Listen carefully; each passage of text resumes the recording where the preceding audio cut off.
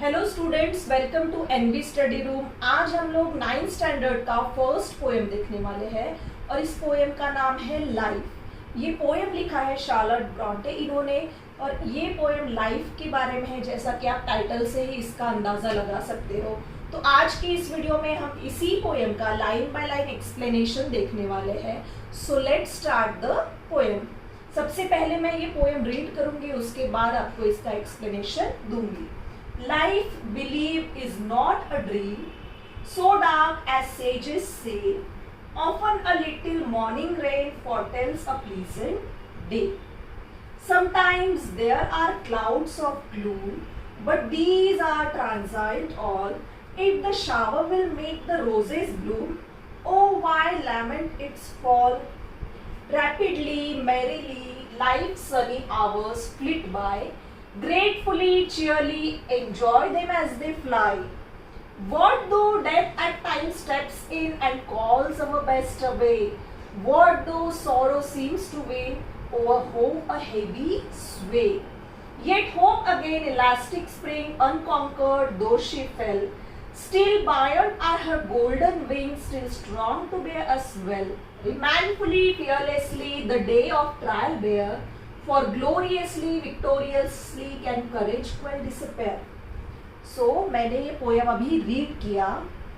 Read करने के बाद हमें ऐसा पता चलता है कि जो पोएटेस है वो हमें लाइफ के बारे में डिटेल में कुछ जानकारी देना चाहती है। पोएटेस हमें बताना चाहती है कि लाइफ कैसे होती है।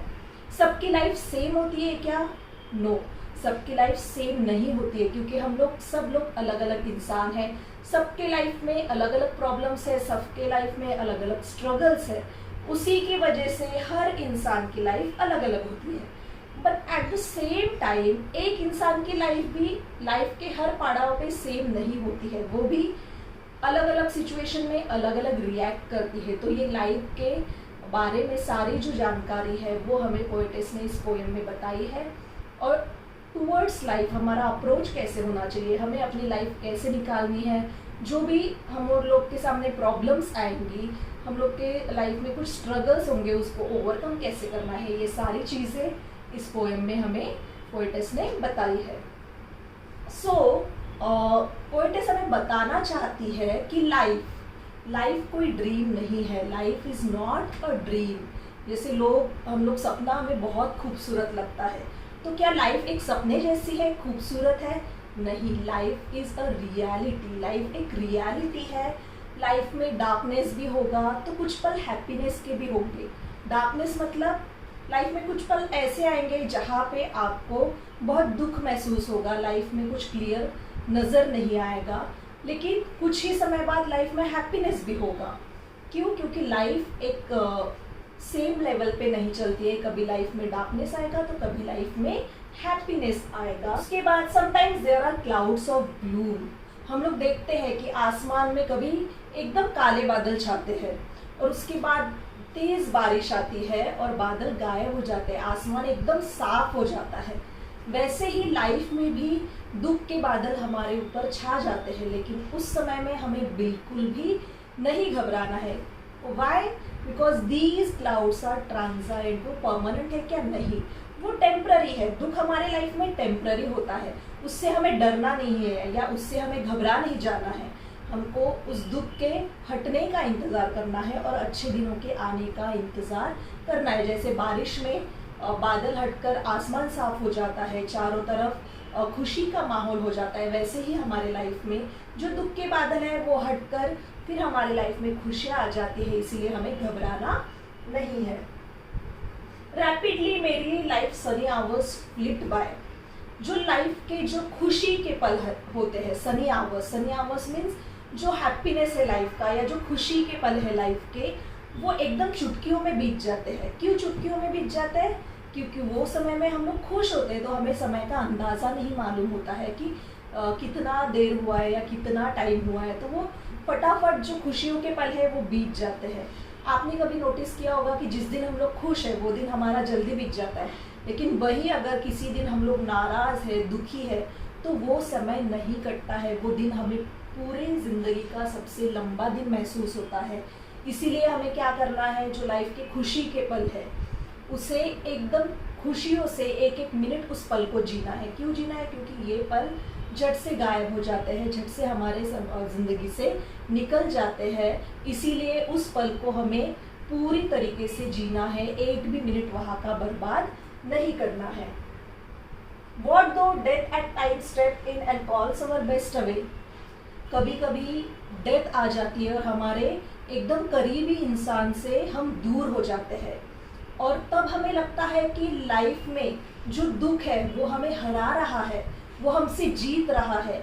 क्यों? क्योंकि ये जो दुख है किसी के अपने के जाने का, वो दुख इतना ज़्यादा होता है कि उससे बाहर निकलना बहुत मुश्किल है।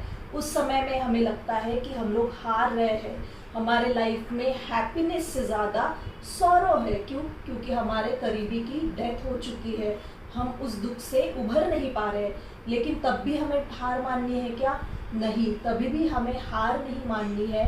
डटकर उस दुख का हमें सामना करना है, उस दुख को जीतने नहीं देना है। अपने लाइफ में हमें उस दुख को हराना है और उस दुख से बाहर निकलना है। हमारी होप हमें बिल्कुल भी नहीं छोड़नी है।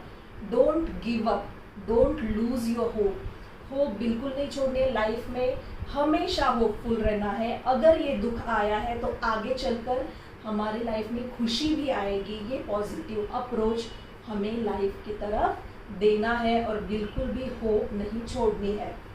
Yet hope again elastic spring unconquered though she fell। यहाँ पे पोएटेस बता रही है कि हमें स्प्रिंग का इंतज़ार, जैसे विंटर ख़त्म होने के बाद, विंटर को यहाँ पे एक लॉन्ग बोरिंग या दुख का समय बताया गया है, और जैसे विंटर ख़त्म होने के बाद स्प्रिंग आ जाता है। स्प्रिंग मीन्स वसंत ऋतु। उसमें क्या होता है? चारों तरफ बहार होती है, चारों तरफ खुशनुमा मौसम होता है।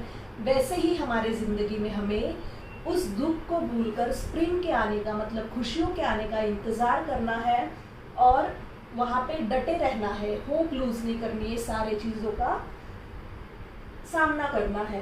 पोएटिस यहाँ पे बता रही है कि लाइफ में इतने दुख होने के बाद उन्होंने अपने गोल्डन विंग्स, मीन्स उनके पास एक पावर है, एक शक्ति है दुखों से लड़ने की, और वो सारे ज़माने के दुख झेल सकती है। वैसे ही हम लोग भी अपने लाइफ में चाहे कितनी भी बड़ी समस्या है, चाहे कितना भी बड़ा दुख आए, हमको भी हमारे लाइफ में बिल्कुल गिव अप नहीं करना है।